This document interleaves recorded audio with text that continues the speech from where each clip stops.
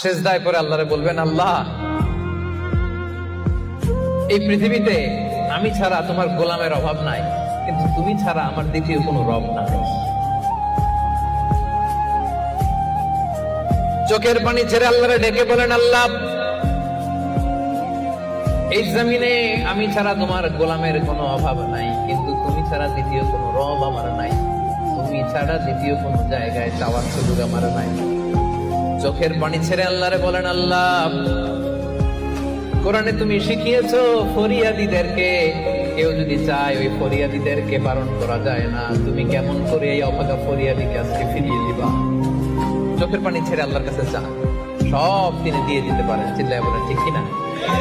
গোটা বিশ্বের সবাই আমাদের যার যা লাগবে সব যদি আল্লাহর কাছে চাই, আল্লাহ যদি সবাইকে সবকিছু দিয়ে দেয়, আল্লাহ বলে আমার ক্ষমতার 1 ইঞ্চিও কমবে না। চিল্লায় বলেন ঠিক কিনা?